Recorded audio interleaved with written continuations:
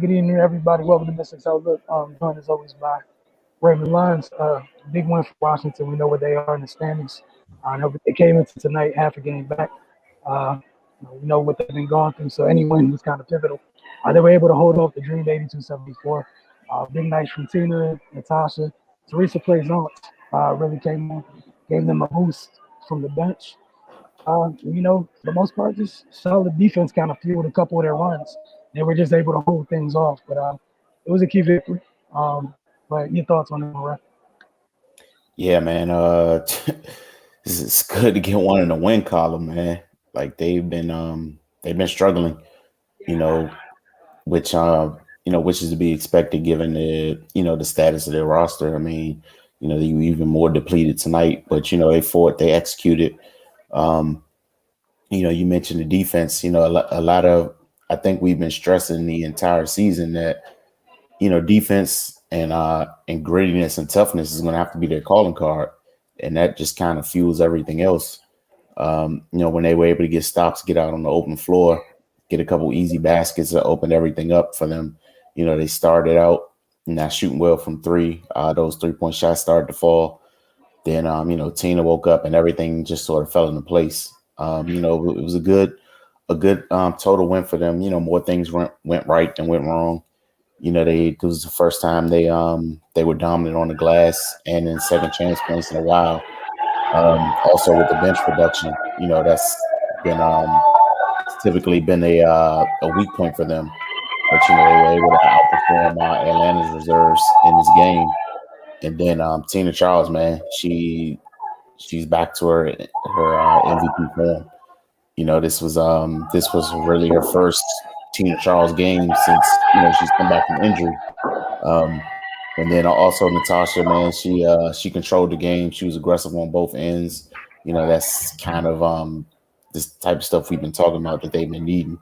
So it was a good team win for them. Of course, a critical win.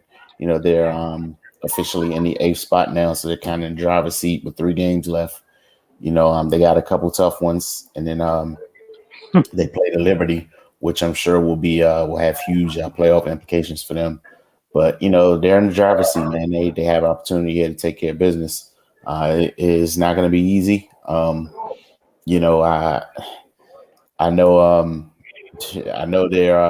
that what's going through their mind is just got to take it a day at a time. But just still seeing them fight, through everything, and just not kind of allow things to happen to them and just lay down. That's just the type of team they are. And that's the DNA put into them by the coach. So yeah, man, it's going to be interesting to see what happens. Hopefully they can get some rest and get charged up and get ready for Chicago.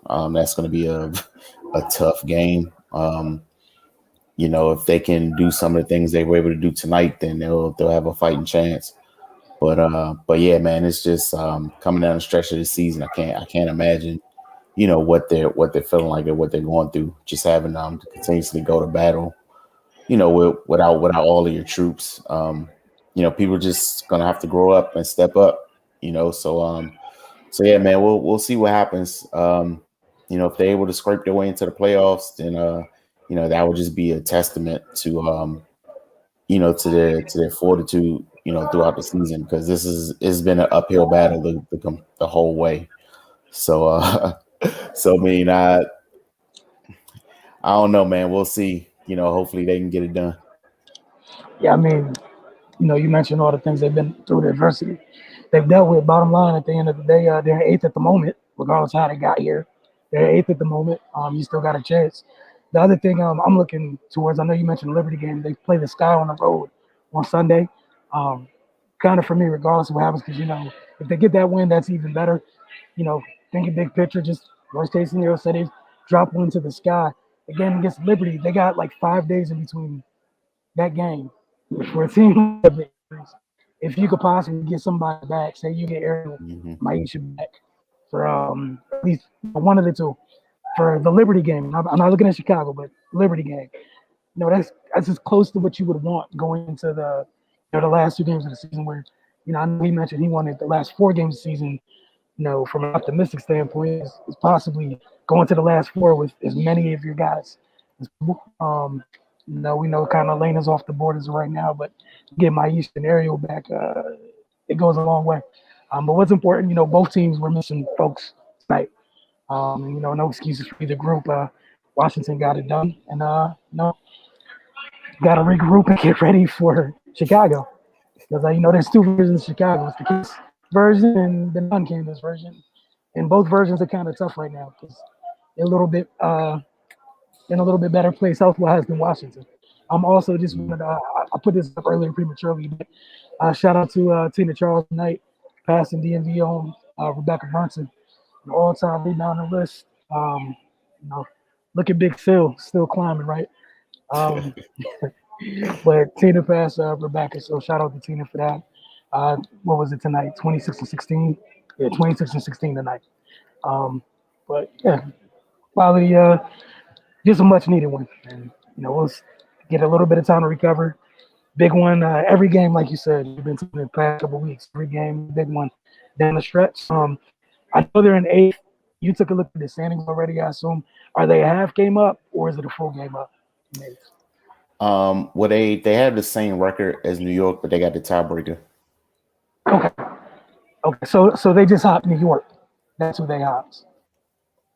Well, hold on, no. So actually, hold on, no, I misspoke. So it looks like